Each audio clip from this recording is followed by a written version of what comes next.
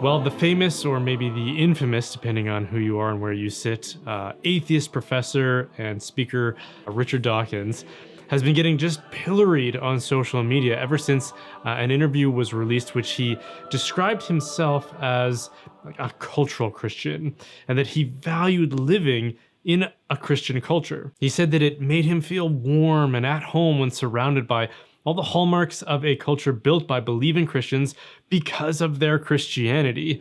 He confessed to liking Christmas carols, Christian hymns, Christian architecture, and Christian holidays. He also lamented the fact that Islam seems to be replacing Christianity in the UK after Ramadan was given official recognition, I believe in the city of London, and said that Christianity is a fundamentally decent religion, while, according to him, Islam is not. But he also insisted that no one should misunderstand that he thinks it's outrageous that anyone would actually believe in the doctrines of Christianity, doctrines like the virgin birth. And more than a few people, Christian and otherwise, took to social media to point out how outrageously self-refuting this position is. One user on Twitter said, "So he's not a believer, but still wants to enjoy the benefits of the Christian society built by the faithful without contributing to it. How convenient indeed." Another user said, "Interesting how he doesn't hesitate to insult and call Christians all kinds of names in a debate, but then turns around and wants the benefits of the society that the Christian foundations built, at once both preferring but biting the hand that feeds him." In other words, Dawkins wants the good effect of a cause without the cause itself. Christian culture is the embodiment of the Christian faith. It's the product of a society of people who genuinely believe, and Dawkins wants to enjoy what they produce while denouncing them for the very reason that they produce it. It's like saying, I want crops to grow and I want green grass in my front lawn, but I hate it when it rains. It's like saying, I love hamburgers, but I reject cattle farming. And it's actually worse than that, because Dawkins isn't just annoyed by Christian belief, he has devoted the better part of his life's work to eliminating the Christian creed from society and discouraging anyone he can from adopting it.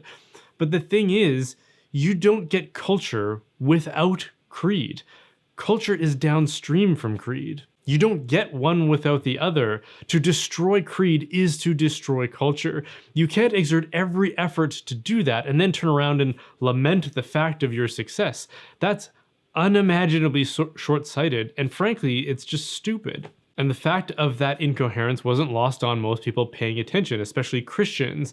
And this includes Christians of all walks of life and a variety of denominations. Now, forgive me if this feels like a cheap shot, because I know that scoring points against atheists, especially such public spokespersons like Richard Dawkins, can be a galvanizing thing for Christians who are divided in other ways, and I don't want to spoil that.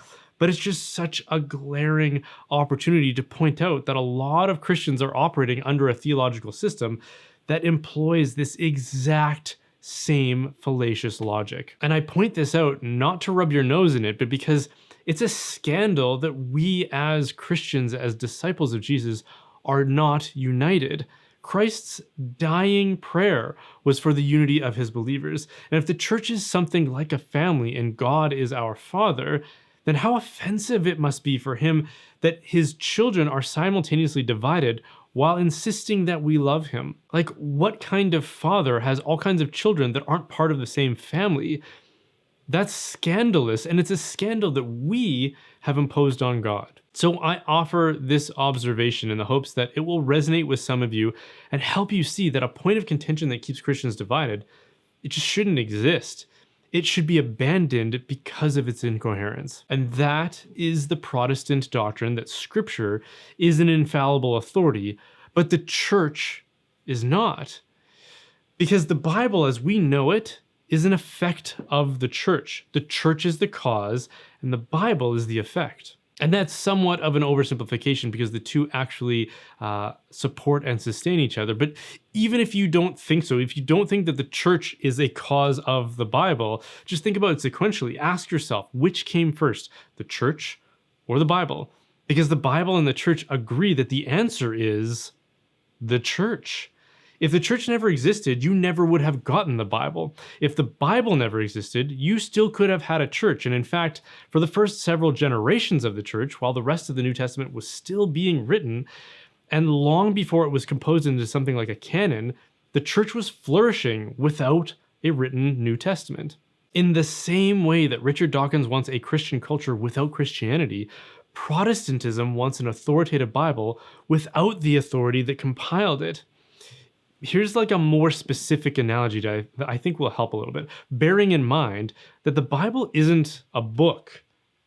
And it's a tragedy that we think of it as a single book. It's actually a library of books. And it's a library that never actually refers to itself as a library. There's no index for the library in any book of Scripture. It talks about Scripture, but it never says that the 27 books of the New Testament are Scripture.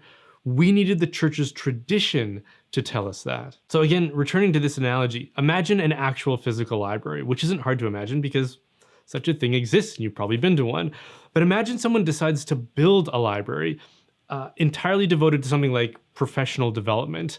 And they hire a librarian to curate exactly which book should appear in the library based on their expertise of the genre of professional development. And so the librarian does exactly that, and you become a patron. And after reading a few of the books, you become convinced that this collection of books is life-changing, and you devote yourself entirely to practicing the wisdom that is contained within this library. It becomes the whole basis of your professional life. But after a few run-ins with the librarian who imposes certain kinds of rules of decorum about keeping silent while you're there and gets after you for not returning the books on time, you decide that you don't really like that librarian, even though she's the sole reason you've discovered this life-changing collection of books. You decide that you want the library without the librarian, in the same way that Richard Dawkins wants Christian culture without Christian belief.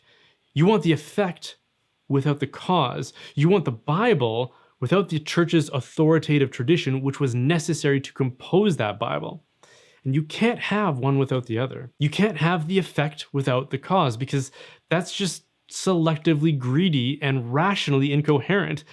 God, as Scripture records for us, chose to establish a church, to imbue it with authority to bind and to loose, according to Matthew 16:18, to be the pillar of truth, according to 1 Timothy 3:15, to be the final court of appeal, according to Matthew 18:17, to make binding doctrinal decisions when there is disagreement, according to Acts 15, and to forgive sins, according to John 20:23, and to represent Jesus and the Father as vicars of his mission, according to Luke 10:16. And when I first became a Christian, I read those passages of Scripture and asked myself, who even claims to have that kind of authority?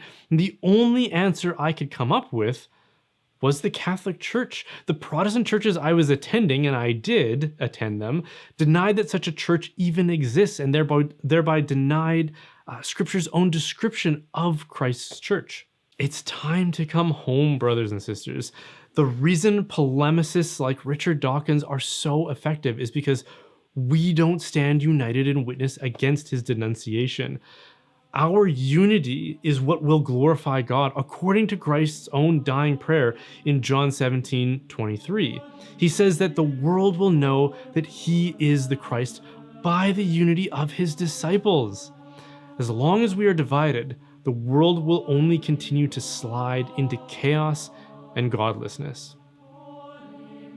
Can I ask you to stick around for one extra minute? Because if you enjoyed that, well, first of all, thanks for watching. But now I could really benefit from your help, which you can do in a couple of ways. You can check out my sponsor, Real Estate for Life, who is a network of pro-family real estate agents that can connect you with one in your area. So if you're looking to buy a home, check them out at realestateforlife.org. And if you can help out directly financially, I tend to trust that most of my regular viewers can afford to drop a $5 tip in my jar once a year. And if they did, I wouldn't have to worry about the financial viability of this effort. So if you do want to support, you can go to brianholdsworth.ca/support or join me in my locals community to get exclusive content and chances to interact with me and members of the like-minded community at brianholdsworth.locals.com.